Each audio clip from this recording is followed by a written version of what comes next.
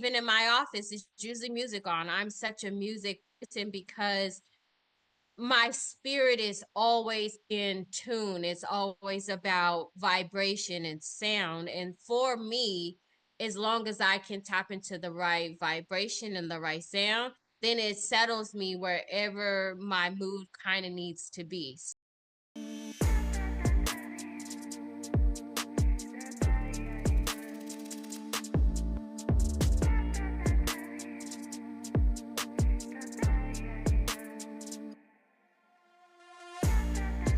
Welcome to Message Reveal.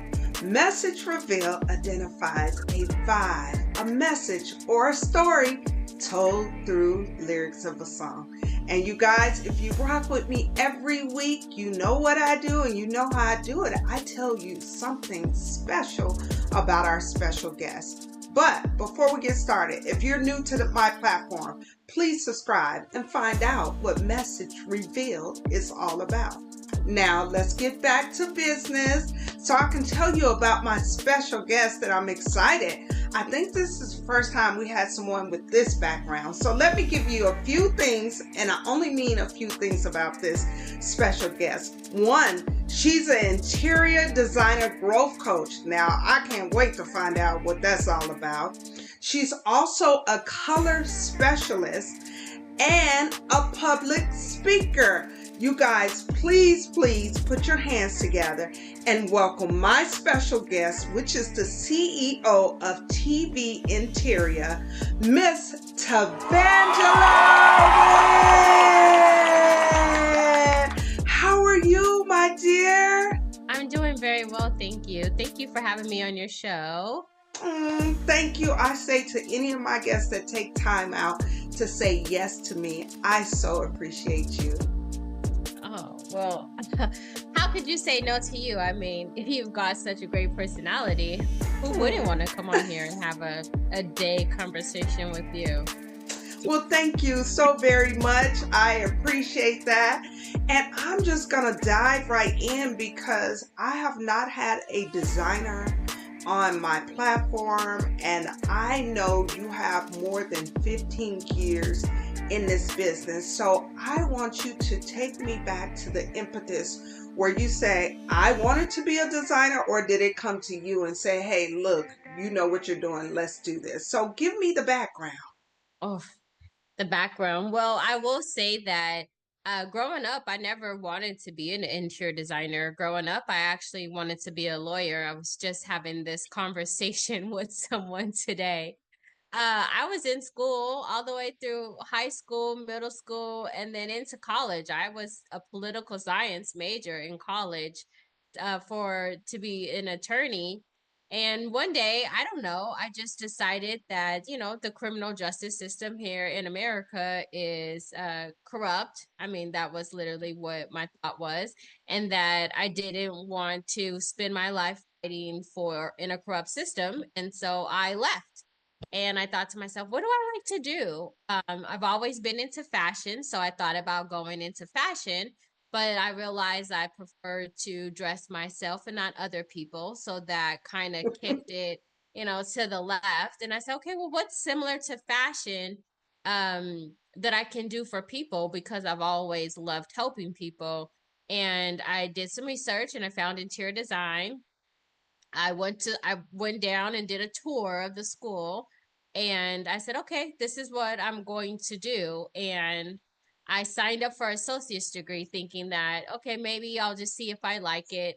I got my associate's degree, I finished my bachelor's degree, and I've actually been in interior design since 2005 is when I went to school. So it's a Wow. little over 20 years now that I've been in interior design, and I love it. I mean, I've not done anything else ever since I decided to become an interior designer. Wow. Well, I feel like, and this is my perspective from the first time I met you, you are a true walking billboard for what you do. Now, I didn't know you were an interior designer, but I love fashion. You love fashion, and you always had something quite different, and it was unique. I don't know if you see me, but I have something on, you can never see the same thing from somebody else. And I felt like you had the same thing. So I'm like, oh, that's cute. I'll give you a prime example when the CSN building opened up on the historic West Side and the outfit you had on. I was like, wow, I love that. And I think we talked really quick from a distance and people were pulling at both of us. But I wanted to tell you, honey, you had it together and it was so cute. So let's talk about you first with just designing yourself because I feel like you're a billboard all by itself. Where does your inspiration come from? Where do you tap into that source? And is it something you see or just naturally come to you? I will say that it's always been very natural for me to get dressed. And the reason is I get dressed for myself. And I think in that aspect, when you're not getting dressed to try to be recognized, when you're not getting dressed for accolades, when you're not getting dressed to be anything other than yourself, I mean, I could put on a paper bag and I will look like $1 million because I carry myself with, I'm wearing what I'm wearing, and either you're going to like it or you're not. And if you don't like it, I don't care. If you do, congratulations, and I'm going to move on. So my style is very tailored to me. I don't like to wear things that everyone else is wearing, or I don't like to be seen in things that everyone else could be seen in. So you and I may have on the same exact outfit or the same exact piece, but mine will look dramatically different because I take the time to do that. I take the time to have that visual separation from everyone. It's very important to my brand and just to who I am. I never liked wearing anything. This is a funny story. When I was younger, used to love Halloween. It was my favorite holiday. One year I decided to buy my costume and I'll never forget, I bought a candy corn witch and I said, I'm going to be so cute. I'm going to wear this candy corn witch.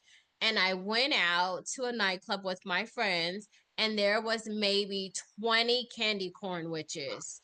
And I promised from that day, I said, I will make every Halloween costume that I wear from here forward. And that's how serious I am about people wearing the same things as me.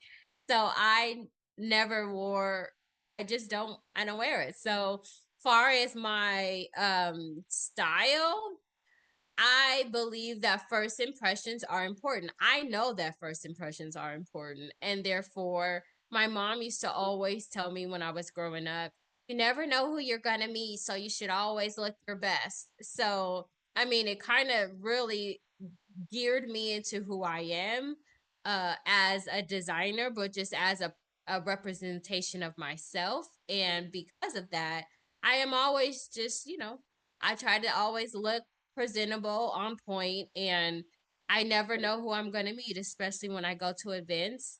I meet a lot of people and I need to let them know when I approach them or they approach me and they ask me about my business that it translates that I am in a field that deals with texture, deals with color, deals with finishes, and in that way, I feel my presentation of my business is represented by how I look. So I always try to look spot on.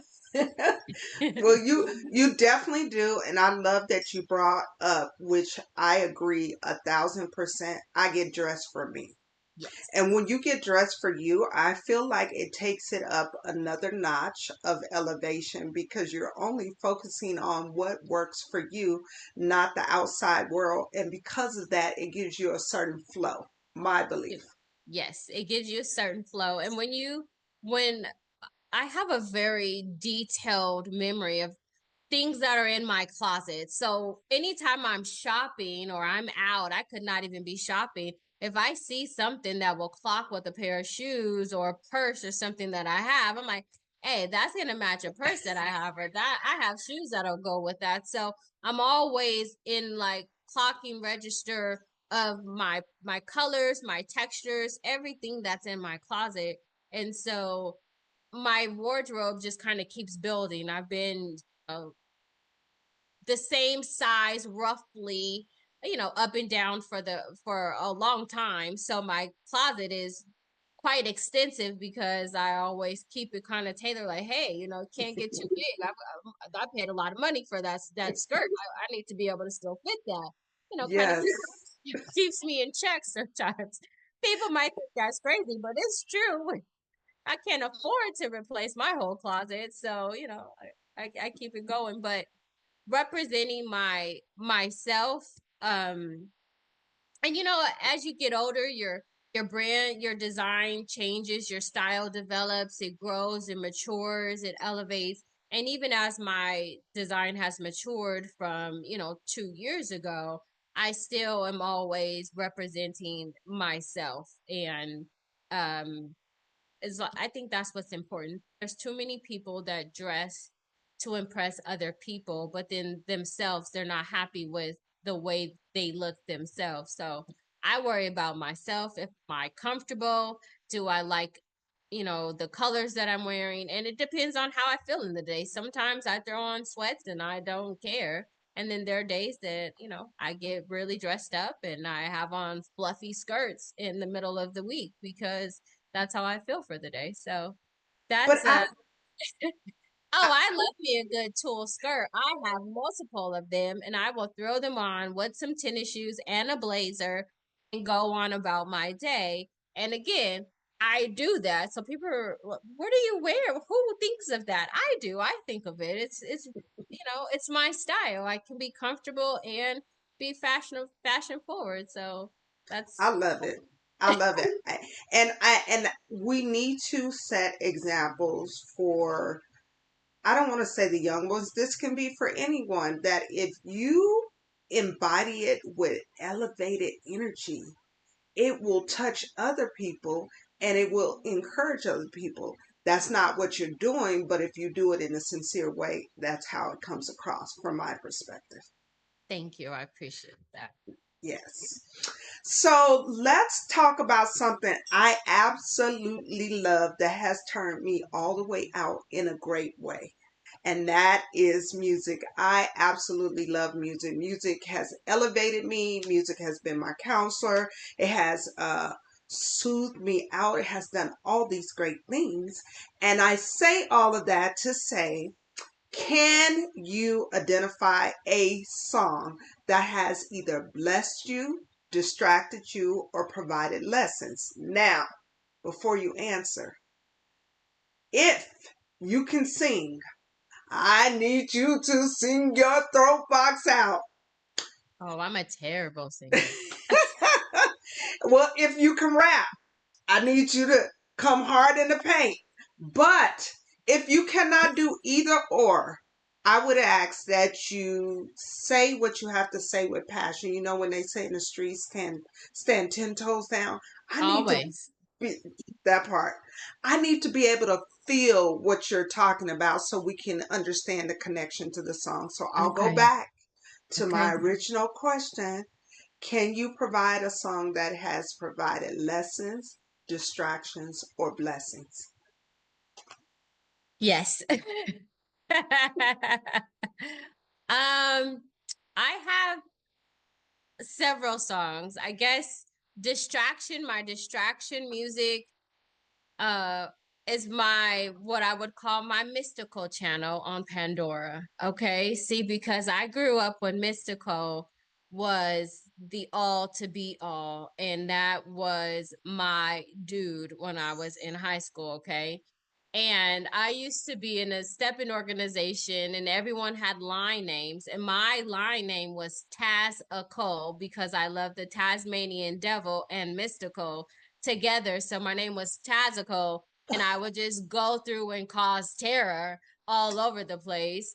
Uh, so mystical is my like go to when I'm just in a mood where I'm like, all right, I'm on the edge and I just need to kind of vent and get my out. Yes. And I'll just turn on my mystical station. And then, that's when you see me rolling down the highway. And I'm just like bumping a mystical, whichever one, whichever mystical comes on. But, smoke is probably my favorite one. I just get in it and, it's just Well, It's my definitely. venting music. It's my venting music. It's the the you don't want to say anger, but you got the build up. You're like, you know what? I'm feeling like you really bothering me today, and I just need to kind of get this. I got to get it out. And so Mystical comes on, and then I'm just huffing and puffing down the street, listening to Mystical. Yeah, So he definitely is like dun dun dun dun dun dun. Like it it came just with that energy. yeah, it matches where I am, and it gets. I'm all like, okay, let's get it out. And by the time and it's funny because my daughter, she's like, oh, okay, you're listening to this music. I'm like, I'm in a mood right now. I'm just That's so funny. But at least you know what music to tap in to kind of get that energy out. I have a lot of different music that really I'm a music person myself. So like on Sundays, we don't watch TV, we turn on the music and that's how we clean the house, right? You clean the house to the music, you're doing the laundry. Even in my office, it's usually music on. I'm such a music person because my spirit is always in tune. It's always about vibration and sound. And for me, as long as I can tap into the right vibration and the right sound, then it settles me wherever my mood kind of needs to be. So, I have my mystical station when I'm really just, you got me going today. That's one. I have a song called Mira by Madison Ryan Ward. And that is a song that I don't want to say it's a heartbreak song because it's not so much a heartbreak song, but it's a song when you know that maybe you're staying in a spot that you've outgrown and you're afraid to leave it because everyone is so comfortable, but you know that you're past it. So it's like, I can see it in the mirror and I need to keep going, even though I know that it's personal and it's touching and I have the love for it.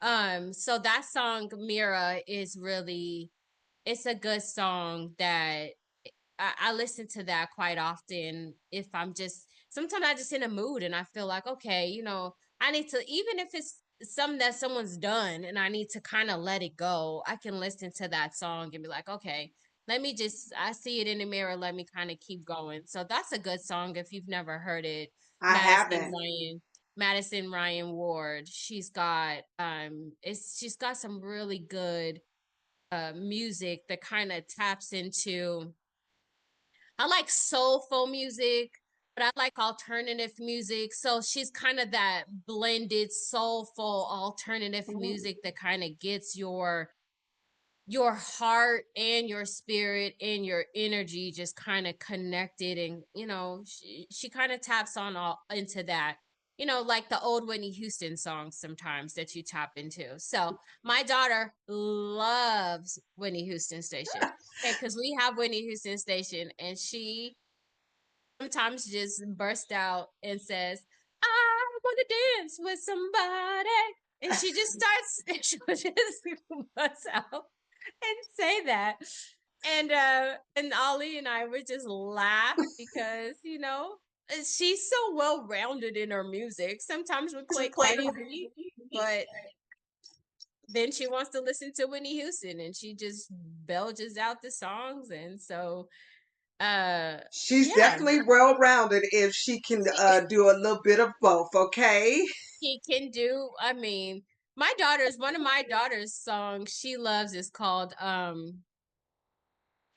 what is it called? It's Michael Bublé. Mm. She likes Michael Bublé. Why can't I think of it right now? She's always I cannot think of the Michael Bublé song. I've obviously turned her on to it, and she just starts just she'll just play it. I'm gonna have to look it up because Oh. it's got a do-don't do-don't do-don't. That's the beat. And she loves that song and she just starts dancing, and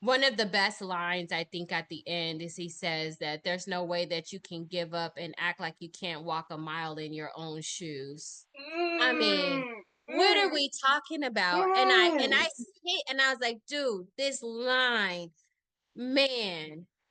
And it because sometimes you just the days are so hard, the weeks be so hard, and you want to give up. And then you realize no one could walk your walk. No one can do what you're doing. And you can walk in your shoes because you just got it. You walked here.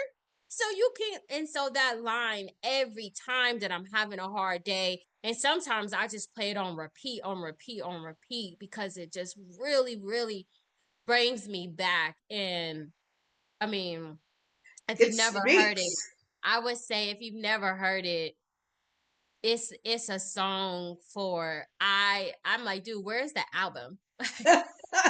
Where's the album? And he has tons of great songs on his TikTok, but you know, you just have that one that one it's everything. I'm gonna Yeah. have to check it. Say the name again. It's T Wade Montana. Is Okay. That's his handle at T Wade Montana on TikTok. And the song is called Chosen One. And it's just I mean, he says one of his lines is are you gonna go you can or give up or you can go Clark Kent in the phone booth like Hmm. Hmm. go Clark Kent in the phone booth like I mean what I mean it's so but every line is just every single line in his rap is tailored to hit something that maybe you're struggling with. Oh my goodness, they're acting like they're watching, but they act like they don't see. Like they watching you, but Hmm. they acting like they're not watching you, but they're watching you. Like they're watching every move you make. The Hmm. blessings can fall out the sky less than 10 minutes. Like what do you I Hmm. mean, every verse, every single boom, boom, boom. And it just Whew. Well, I yeah, so can't wait to check this out. That's one of the things that is really great for me having this platform. I get to discover new music I had no idea about by simply you sharing your perspective. And when I get off, I go, oh, I need to check that out. She said this, blah, blah, blah, blah. So thank you for sharing that. You did better than most people because usually I asked one, you gave me three different ones. So I thank you for that. thanks. Well, you know, you like you said, there's music for different days and different moods. So It is. It definitely is. It definitely is. So I want to switch the tables just a little. And I am so curious. When I read this, I was like, what is this? I mean, I can give my own perception or my own view of what it might be, but I want you to explain what a color specialist is from your perspective. So, a color specialist is when you take the colors, the everyday color, and you use it to apply it in the actual correct, in the correct atmosphere to create an overall feel or environment. So, what happens is most people don't really realize how important color is in our lives, right? So, in color theory, every color gives you a certain emotion in action, a certain vibe. It gives you certain intentions. It has some have trigger colors, some have calming colors. So being able to take the information of color and apply it to the right person and what the needs are for that person. So in me, my business, I have a line that says, "What's your inner color?"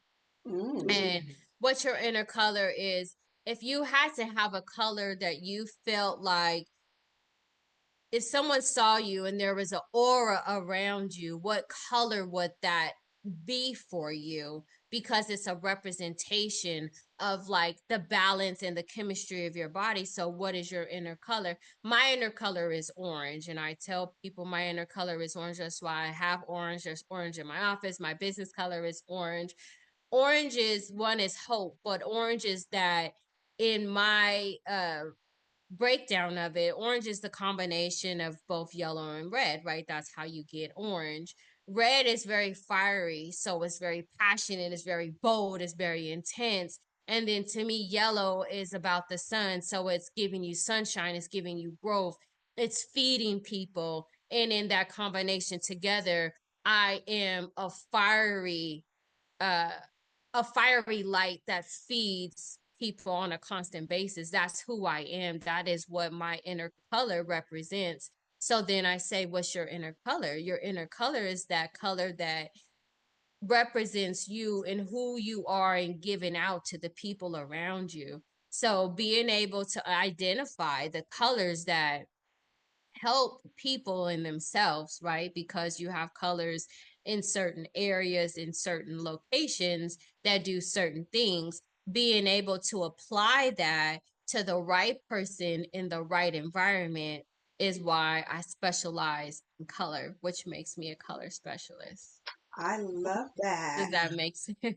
It I'm like, does does. that make sense? It does. Um, It definitely does. But let me dig a little deeper. So say it's someone that only really tap into black and white, and you're doing an assessment with them. How do you get to pull them out of that just black and white color and say, hey, it's another color in there? What's a tool or a trick that you use to kind of get them to open up their color palette? Well, one, everyone has to understand that white is not absent of color. White is actually every color in itself is in white. If you put um something clear in front of a white light, it's going to show off the colors of the rainbow. So it's not that you don't like color. Maybe you're just haven't found which color works the best for you. That's how white and black are usually safe colors for people, or safe tones, because they're not aware of what they really want, or maybe they are, again, in the dark and need to be brought into the light, and or in the light and are trying to stay away from the dark. So pulling that out, and you get to just asking questions, more of like, I would say to someone, if you were to walk into, if you close your eyes and you have your dream room, what's in your dream room? Is it black and white? 9 times out of 10, they never say yes. It's not, their dream room is in black and white. Some people's dream rooms are blue, some are green, some are yellow. And it's not about focusing on not being black or white. It's like, okay, you have yellow, but what color yellow is it? Is it a bright yellow? Is it a soft yellow? Is it an undertone to it? Because if you really look at color, there's trillions of combinations into a color. So it's about finding the right tone and the right hue of color that represents you, because it doesn't always have to be just orange. When I say orange, people's mind automatically goes to the standard orange, but True.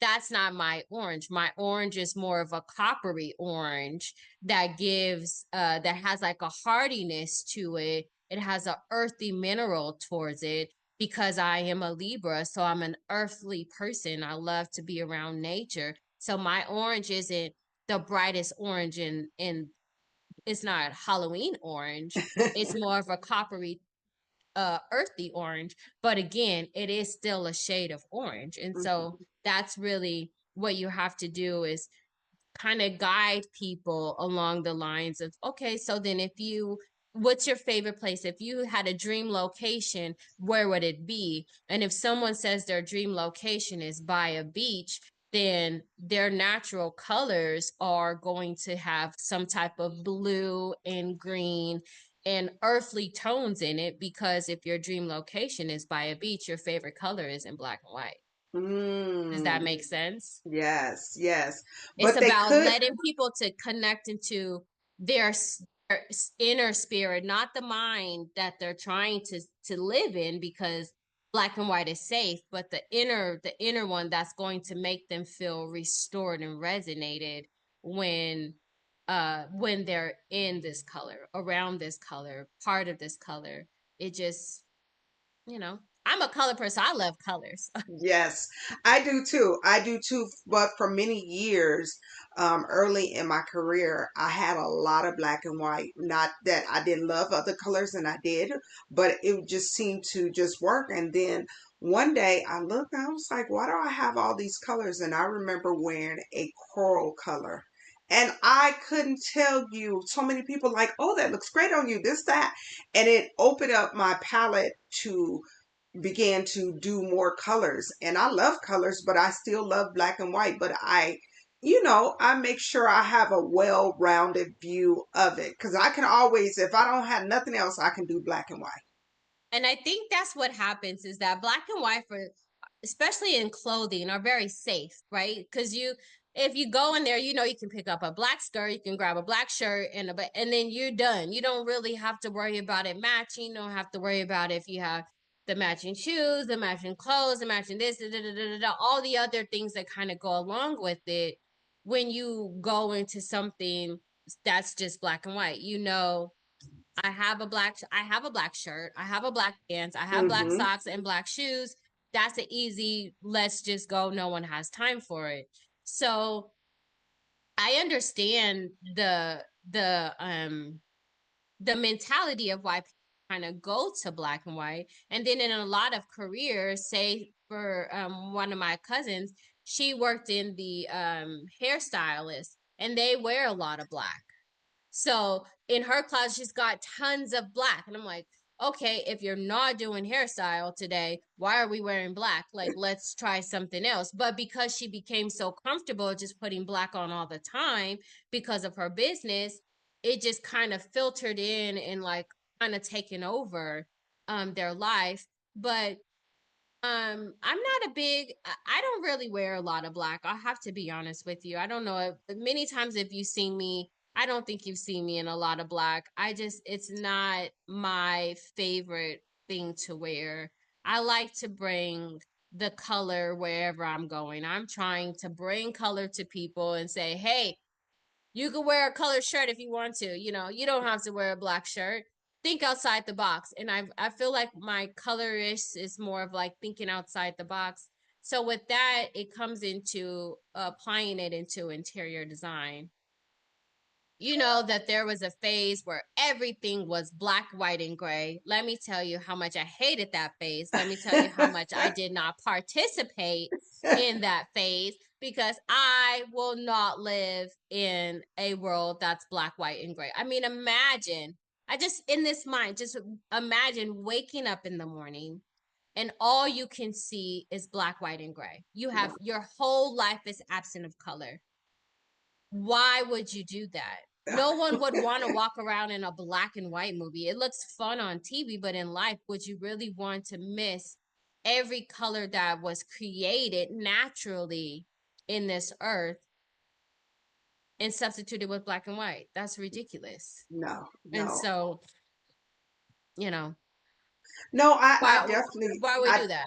yeah, I definitely get where you're going with that perspective. But as we mentioned before, it was a safe color, or you get caught up in the day to day. A lot of makeup artists, they wear all black. It Mm-hmm. can be also maybe so they don't have stains and different things. So Mm-hmm. black can be that easy. But even with black, it is some beautiful colors you can lay against the Layer. landscape that makes it come alive, that you Mm-hmm. can still have black. But that's just my perspective. I'm getting the color specialist perspective. So I love that you talked about really getting to know who the person is internally, meaning their spirit, and then you can pull out what's needed for them to have the physical landscape of what it is. So, Yes. Yeah.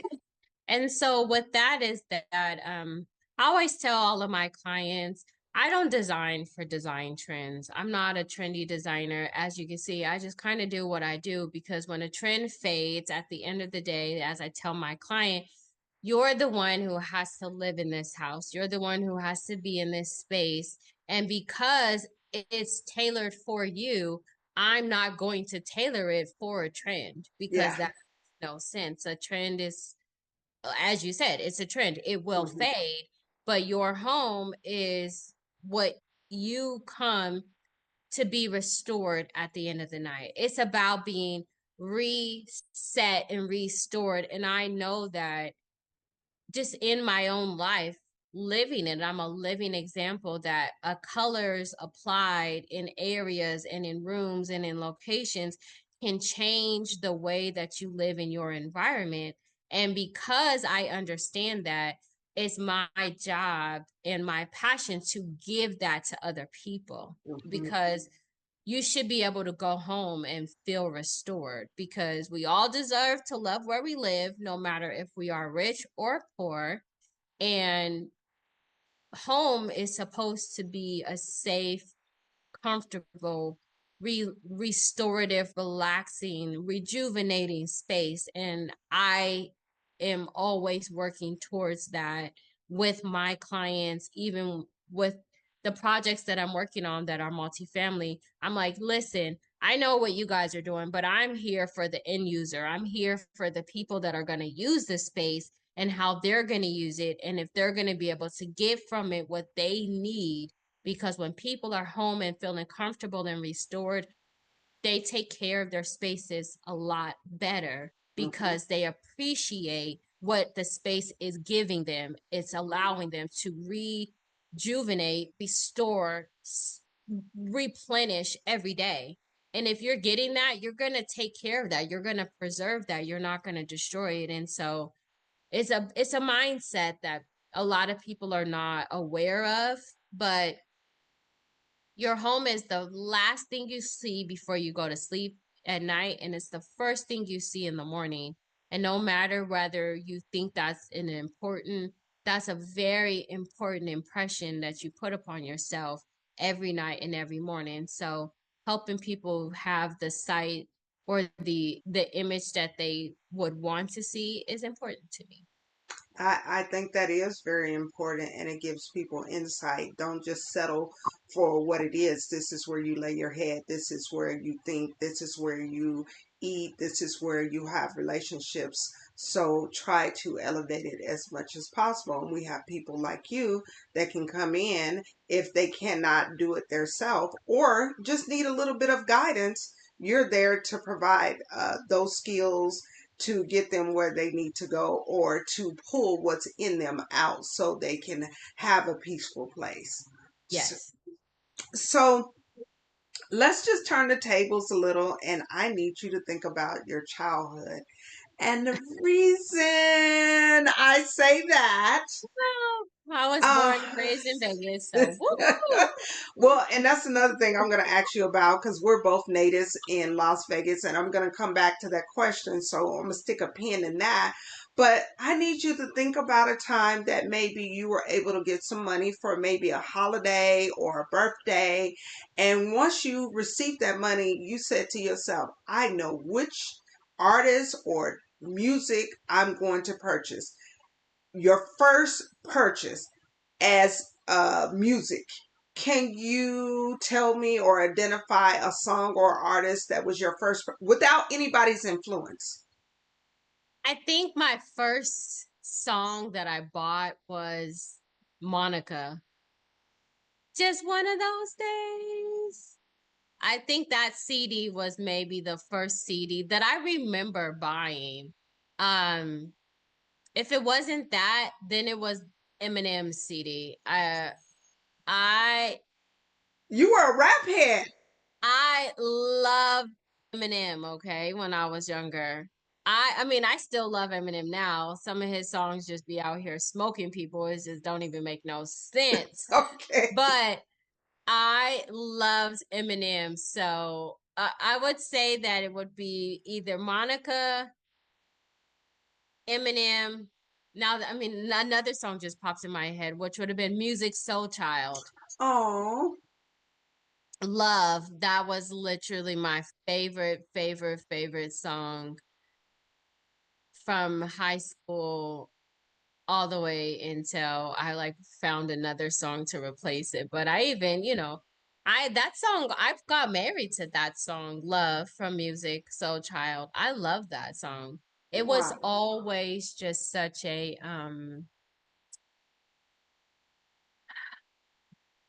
just the love in that song and how he's talked about it and finding it and appreciating it. I always love that. But I've always loved love. I guess is that a weird like I literally have a tattoo on my foot that says love. I've always loved love and I always feel like if someone had love in their life, like true love, then no, you could get through more. You know what I Absolutely. mean? And so I've always been a person and even a child that loved to love. Like I love so largely, um, which is why I have a daughter whose love is like out of this world Yes. because I love so largely. And so that song always really, really stuck. But I'm pretty sure it came out after Oh, Monica's I think song. so. Yeah. Yes. But that gives a good perspective. Definitely, I can see you being a little sassy like Monica, but also loving like Music Soul Child. So I could see the both of those combinations. So Yes, that's a very good assessment because that was me. I was very sassy.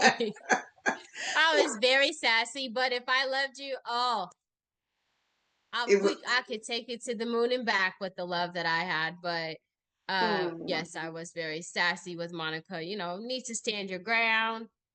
And so I guess you had those moments. But then I also was like Eminem, where I just wanted to bust out and start rapping and just tell everyone to, you know. Now that's funny. I must say I wasn't expecting you to say Eminem, but you know what? That's wise from your perspective, and I love hearing that. Yes. M had a song that came out a couple years ago, and oh my goodness, he just drags everybody. Maybe it was maybe 5 or so years ago. I can't think of the name off the top of my head, but he drags everybody in that song. And I said, man, I don't know why you be leave Eminem alone. He do not care about just dragging people. Yes, Oh that's my true. goodness, that's one of my yeah. So I to rap, okay. So I had Mystical right in high school, right? Because he was like my dude. Eminem was always there. And then when I got out in my 20s, then uh T.I. versus T.I.P. That Oh, CD was again, T.I. is also a Libra. And so his T.I. versus T.I.P., I understood it 100%. I the said, balancing of the scale. the balancing of the him trying to be the good, hey, I'm just trying to be the good guy, but the back of the other TIP, like, okay, they don't want you to be anymore. So let's just go back to the hood and just bring them back. And I feel, I always have those struggles because people always say you're gonna meet Tavangela or you're gonna meet TV. Tavangela is like TV is like, hey, everybody on TV, let's have fun. And then Tavangela's like, hey, I ain't got time for you. And Hmm. so I understand TI versus TI. Well, I mean, if he's a Libra, like you said, is always what Libra is always balancing of the scale. Looking, it was like, okay, we're going too far this way. Yeah. Let's push it this way, Let's and just it's level it out. yeah. Just level So it out. Let us be. it's natural. Do you like his new one that came out, The Beat? I haven't heard it. I haven't been again, I've been kind of shifting my music, so I've been trying to stay away from the really Yes. the hard music, but I'm gonna have to look it up because excuse me, I have to look it up because I love TI. He is definitely he understands I understand his music as a Libra. I understand it 100%, just flat out. Don't you don't have, and I'm looking at him and then listening and I'm like, say less, okay? Ti, say less. I hear what you're saying. You They can know. relate. I don't understand why they won't just leave you alone. You know, you're Yeah. trying to be a good guy. They don't want you to be. And so I can understand it. Well, Telling all my speaking, business. You say that. I'm sorry. Say that I said again. I'm telling all my secrets. No, that's okay because I think in order to be a designer, you have to be look at things from multiple perspective, and you can't just have just the yin. You got to have the yang too in order to produce. So I don't think there's anything wrong with that. I'm just glad you're sharing it with me and my audience, so to speak. So let's talk about I mentioned it earlier. I'm a native of Las Vegas. You're a native of Las Vegas. Where do you see Las Vegas in the next 5 years? uh, as in politically or Just growth any wise? any way you feel that speaks to your spirit and how you see the longevity in the next 5 years. I think 5 years, I see more progressive development happening, definitely over in the area that we're prominently in, which is the historic West Side. I see that development happening. However, long term, I see that once the development comes, then it's going to run out the natives that are used to living in this area. So that's what I do. I know that's what's going to happen. I pay attention. I just like to be, let's just be a straight shooter. That's what they're going to do. They're going to come in here, they're going to develop it. It's going to turn into something similar to downtown Las Vegas. They're going to add a lot of housing over here. They're going to bring a lot more commercial into this area. And once they do, then the current demographic is going to be out of place. And then they're going to do what they do, which is drive off the community and section them into another area that they're probably going to try to block off like they did the historic West Side. They just they blocked off this area and trapped the African American community over here and made it seem like that they were invisible and left them underserved for many years. And so now that they realize or I don't want to say realize, now that they're out of space to grow the center part of the city, they're coming back to try to develop because this is the only part of the inner city that's underdeveloped. So they don't really have a choice but to come over here and do it. But once they do, I think they're gonna run all the natives off, and then they'll be left to get pushed on the outside of town or out of the city and end up in Pahrump or out in Boulder City, which is very racist. I wouldn't recommend them going into either of those places, but that's what I see happening here. Well, What I can do is try to design it and at least make it be something that's along the level of the scale that's applied to the rest of the city. But yeah, I think that's what'll happen. Well, I always like to get natives' perspective on what they see for the next 5 years. And we hope that that does not come to that fruition. But the biggest thing is what can we do right now to cement our claws into the land and do things to help cultivate it and to remember what we've done to maintain this land, even if they're coming over to build and do all those things, we are still the foundation of what it is and why it is where it is. So one thing I say about Vegas being a native, I've traveled to other places, and even though they considered it the historic West Side, it was still very beautiful. I went to a place, I love Detroit, but it looked like a bomb went off there. And Vegas, yes, you may have little pockets on the historic West Side that may not be what people consider to be picturesque, but it still has beautiful places. It still has a life and a vibrancy to it. I'm not saying Detroit doesn't, but I was shocked to see what was there, and it was like, wow. So we still have. I'm optimistic that we will have some ones that will remain and do some really great things. So I respect your point of view. I I I want to remain optimistic, but I think historically the government has shown their hands and their faces and what they do to areas like this, and based off of the history, that's why I'm leaning towards the way that I'm leaning, because I can see the setup of the history repeating itself here in this area. And we can, they like to play as though we're here to just kind of help you guys build it up. And at first, that's exactly what it is, until the more investors and the more businesses and the more come towards. And then next thing you know, that's not it any longer. So, I would like to be optimistic, but in reality, I'm a realist. I'm a realist. I'm not much of an optimist. I see things for what they are. I see the facts. I don't deal with fake news. Yes. If you show me, if I can see on that paper that it says 25,000, I'm gonna see that you can't tell me that it says 15. You can't tell me that it says 5.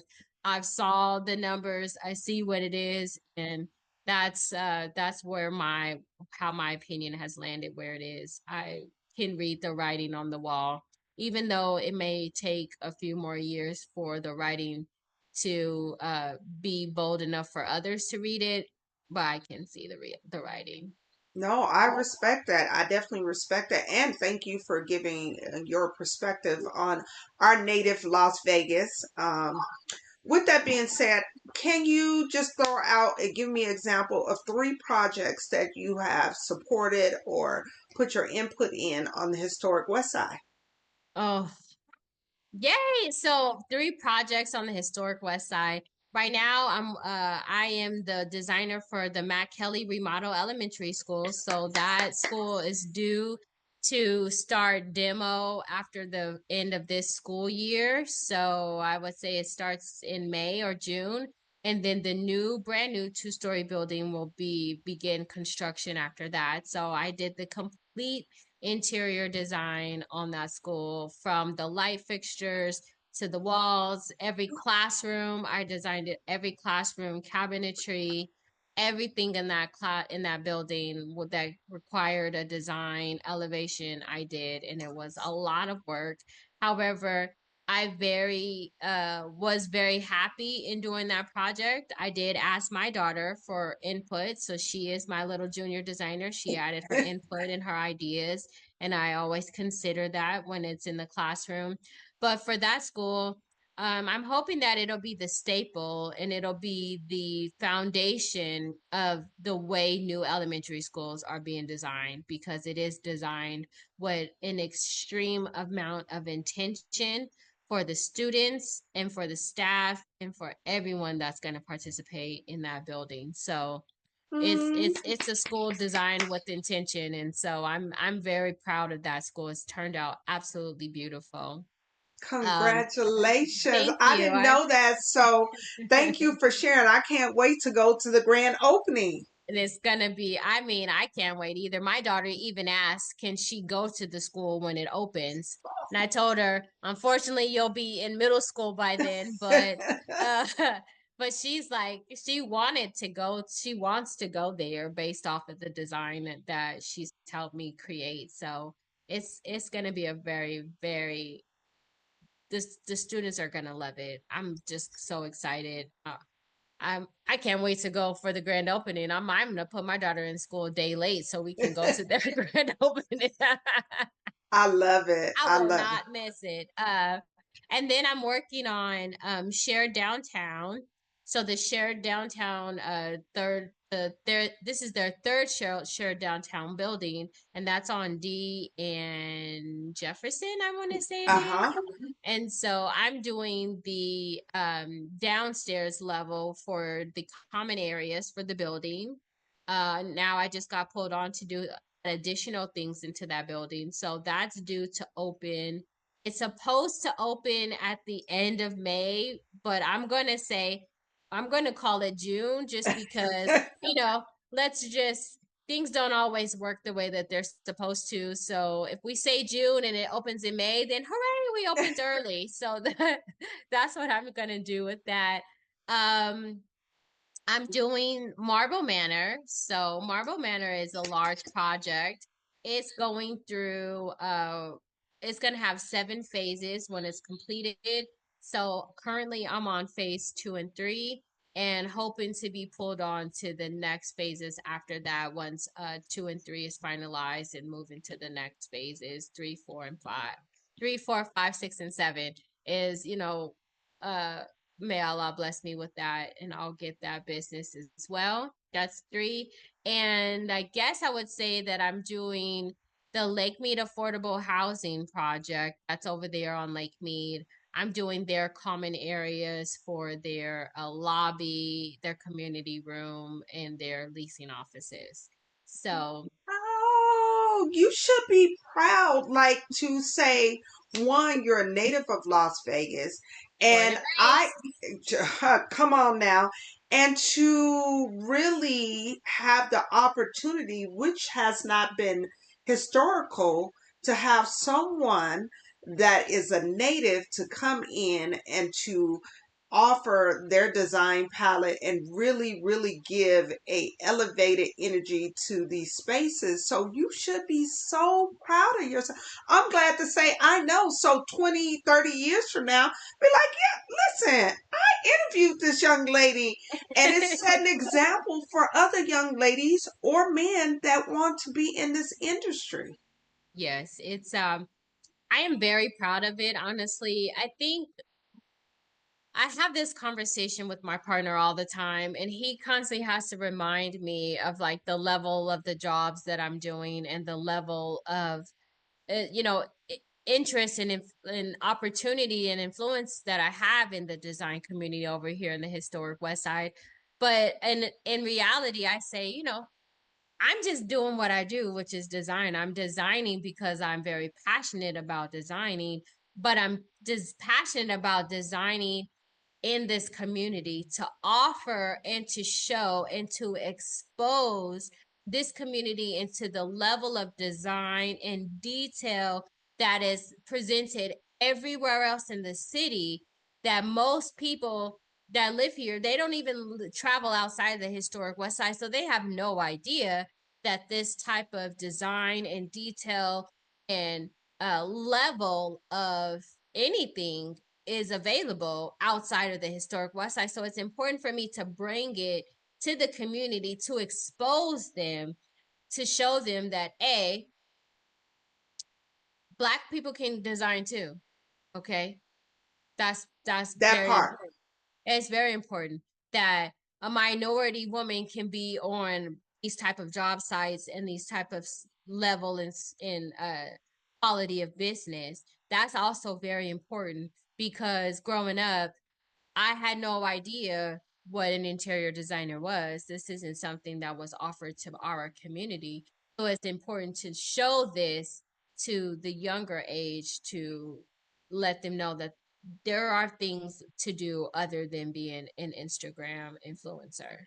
Absolutely, absolutely. And I think it's so important what we're discovering right now at this time, that these things have always existed, whether it's design in multi different facets, but it was concealed in plain sight. For example, I just learned that Jackie Kennedy, her dresses, and a plethora of other people that we've seen that don't look like us, it was a black designer. Her name was Ann Lowe that designed her dress, and she was left out of history. They talked about the dress, they talked about the elegance, but they never talked about who it was. And this lady was brilliant. She made her own dress, I think, at 8 or 10 years old, and she looks like you and I. So I'm very passionate about telling the story, but not only telling the story, we need visuals of who we are.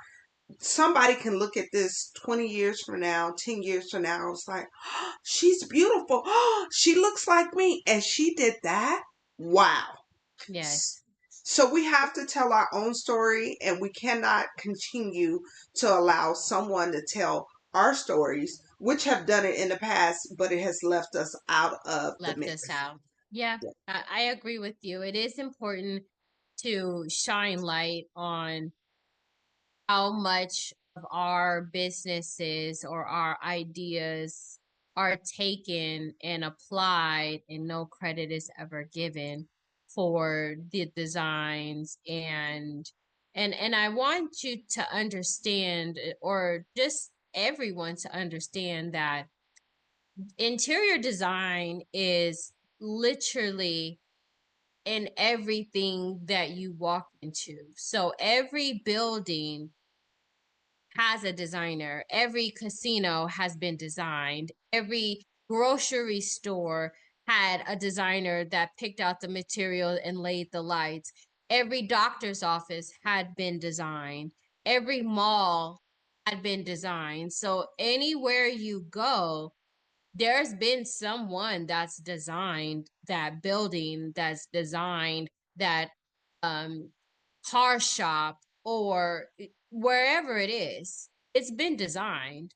And usually it's not us that gets to design it. And if it is, we're not the owners of the design, so then we still don't get the credit for it. Yes, And that's yes. very important. And so one of the designs that I did, and I worked with an architect, and I designed a wedding chapel on Las Vegas Boulevard. It's called Bliss Wedding Chapel. It's one of the most famous, like it's one of the busiest wedding chapels on the strip. And I designed it when I worked with a previous company. And they never wanted to give the credit to me, but I was the one who designed every single square inch of that building, all of the interior materials. I designed it, and then my partner, who was the architect at the time, did the architecture of it. But that building is beautiful. It's a wedding chapel. It's so beautiful that someone actually replicated the design into another wedding chapel called Storybrooke. Storybrooke has copied Bliss Wedding Chapel's design almost to a T. The only difference is they changed the color and added pink to it. And when I saw it, I was blown away. I said, "Oh my goodness, they have stolen my design." And I went to Bliss Wedding Chapel and said, "I just want to let you guys know there's a wedding chapel around the corner and they've stolen your design." And they're like, "No, we know." And they're like, who? And then at the time, the person who was there, they're like, "Well, who are you?" I was like, "I'm the one who did this design. Like, where's. And I asked for the owner, and the owner sent me a message, and he says, I think don't worry, TaVangelia, just take it as a compliment that our wedding chapel is doing so well that someone else replicated our design to have the same level of business that we're doing." So that's just a tribute to, there are designers that look like us that are out making beautiful things that are not getting credit for, that people are absolutely replicating and then passing off as their own. But isn't that our story? Isn't that been our story? Has continued to be it? And I'm glad that you acknowledge this right here and now, because time may go and someone can forget, and we can reference that. Hey, you may have said it out loud, but now we have it on record that you designed it and someone took it and duplicated and color that. Come on, it is what it is, but you did it and you get credit for that design. And I'm pretty sure that may help you in the future with some other designs or work to say, yes, I might not have gotten credit for it, but this is something that I've done, and you can reference to that. And the owners will contest to it. They'll say, "Oh my goodness, we love TV, TaVangela. She helped us so much." And we had a really great time designing it. And again, it's the details that I put into the project that when I saw it somewhere else, I knew it was my design because I designed it Right away. intentionally. The way that my molding crossed, the way my lights were placed, everything was so intentional. When I saw it, I took a picture. I was like, "This is my design." Wow. And I went and showed him, was like, "This is the design. This is it." Like, you could match them. They're almost so identical. But like you said, that's the story of our history, is it not?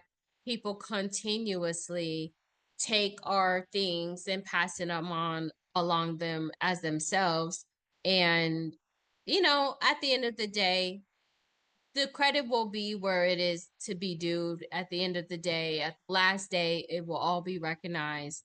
And so I'm not going to really stress about it now, but But we have platforms and we have the ability to catalog it, to make sure we have our own information. So when the time comes out, we can definitely validate, no, that's mine. I've done this. Like you said, you knew it was yours just by the overlay and what was done. So we need to continue to document those things, because if we don't, over time, it would just float away, and yes, it will be as if it never exists. And that's how others has been able to take over and say it is theirs. I will agree. I think that's great. I'm glad that we were able to have the conversation about it and point it out.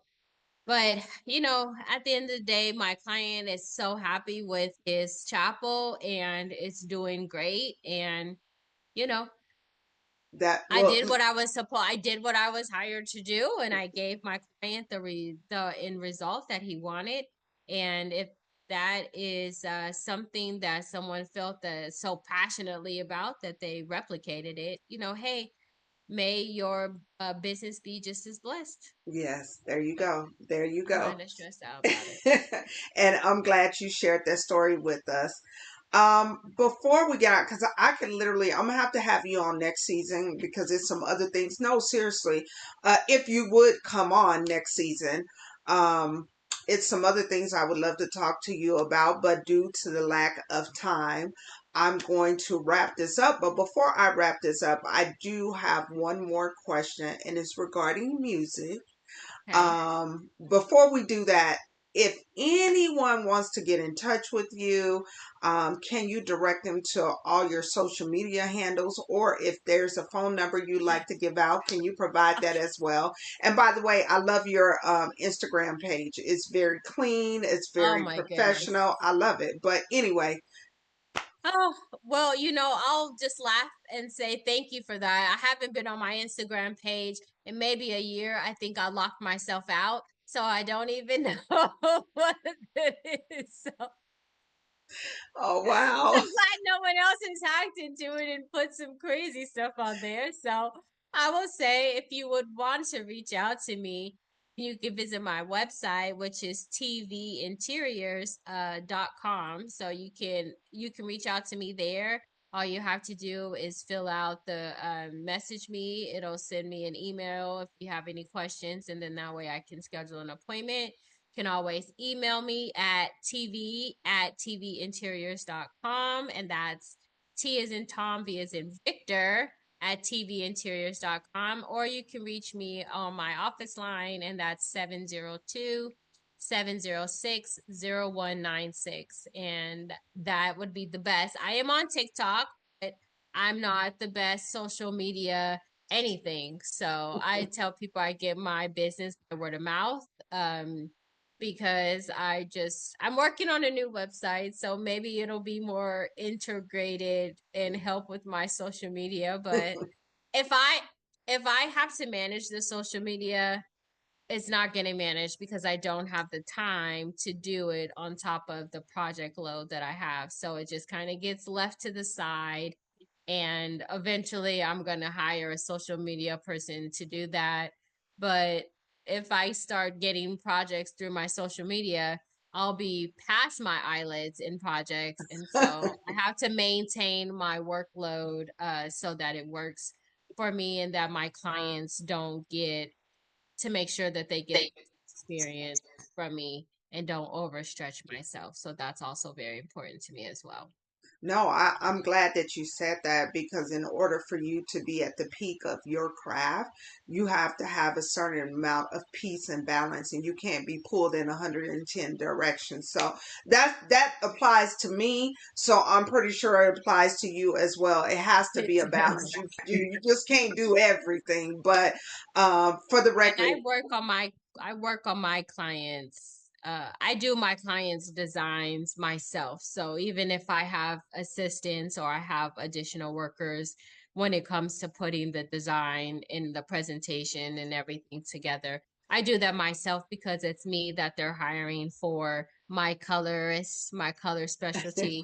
And so I make sure to put all that together and build my designs like piece by piece. So it does take me a while to do it because I'm very intentional. As I say, my designs are very intentional from top to bottom. Of course, I'm just going to put it this way. Do I use the microwave? Yes, but I am a slow cook. I want the seasoning to come through kind of girl, and that may take a little bit of time. I'll look this platform. Yes, I'm on my third season, but it was many years before as I was thinking about and getting things together. So I'm really big on taking your time to have the best outcome. Right now, we live in an instant gratification world. Like it needs to be right away. And sometime with that, we leave some things on the table that could maybe enhance it to the next level. So I'm really big. When I need to take a break, I take a break. When I need to be a part of something, I'm a part of something. And hopefully you can relate with that statement about making sure you're intentional with what you do. I can relate to the top of that level, Miss Bam. Well, I have had such a wonderful time. I do have one last question regarding music, and it's about self discovery. We all have to have a time when we have self discovery so we can discard the things that no longer works for us and enhance the things that works for us and allow new things to come in. I say all of that to say, can you identify a song, or better yet, dedicate a song to the world that you have discovered about your self discovery journey? Excuse me. um, Did I give you too much? no and yes. I don't know if it's a song that anyone would, it's not a typical song, I guess, is the way how it would come. I I'm like trying to figure out how to like get this out without sounding completely insane. It's Uh, okay. a few years ago, I attended this event, and in this event, um, a song came on, and it was really just a recitation of the Quran, actually, and it's El Baqarah. I had no idea what it was because I don't speak Arabic. However, hearing the words, I became very intensely moved in this song. I mean, by the time it was done, I was crying and I looked at my partner, I said, I have no idea what it said because I don't speak Arabic, but whatever it is, it kind of like awoken something inside of me. And from there forward is how I kind of moved into the path that I'm on. So I wouldn't say that it's for everyone, but for me, it was the opening song of the Quran, the El Baqarah, and that's what kind of it's where I am now. So when I hear it, it gives me such a uplift and a joy. Again, now I know what it's saying, even though it's in Arabic. Now I know what the words mean because I read it and I study it. But that's what I would say right now is what is giving me the song that just kind of helps me find myself or find my way on, along with, the other song, Mr. T Wade, that helps me along when I'm feeling down. But those two right now are songs that are really, really connecting and helping me just I guess be who I am. Just Yes. feel the joy and restorative. And so sometimes you could walk into my office and it'll be playing and people are looking like, what is this lady listening to? And it's just the Quran. That's all I can say. Well, that's one thing about music. Everybody gets to choose what works for their spirit, what elevates them. And by you, again, being you and doing it for you, you get to expose other individuals to that actual song. So we thank you for sharing Thank that. you. I appreciate you coming on. I appreciate your time. Before we get out of here, I just want to say we talk about the journey and the destination. The journey is where you learn and where you grow, but the destination is where you celebrate. Far too often we are not celebrating, so we don't really get to appreciate our work. So we got to celebrate so we can enjoy what we've done. But when it's all said and done, we can't be in there too long. We have to get back to that journey so we can continue to learn, continue to elevate, and have an opportunity in the future again to get back to that destination to celebrate. I say all that to say when I have my men on, I salute them, but when I have my women on, I bow. So I bow to you, beautiful lady. Oh, thank you. I appreciate it. Thank you for your time. Thank you for sharing your story. And before we get out of here, I always give last words to my guests. So, last words, whatever's on your heart goes to you. Oh, I guess my last words would be walk in your purpose. We're all designed and created for something. And I say find it and walk in your purpose. So I am happy and joyous in interior design because I was designed to be a designer and it is my purpose. And so walking in your purpose is what I would ask or I would suggest for everyone to do is to find what it is and just walk in it. I love it. I feel like it's no better way to segue out. As she said, walk in your purpose. Nobody can deny those special words. You guys, please, please put your hands together and thank my special guest, Miss TaVangelia Wren. Thank you so very, very much. Thank And you as for me. you are more than welcome. And as I say to all of my guests, I'll see you out here and you literally in these Las Vegas streets. Yes, you will, literally. Yes. At the next event. Absolutely. And thank you. And I expect to get an invite from you for the Kelly opening from you. I'm going to keep my ears to the ground. I know other people will invite me, but I will tell them I'm waiting for a special invite from TaVangelia. Oh, okay. Well, I wasn't doing invites because I'm just showing up. But okay, I'll be sure to send out some invites for some people.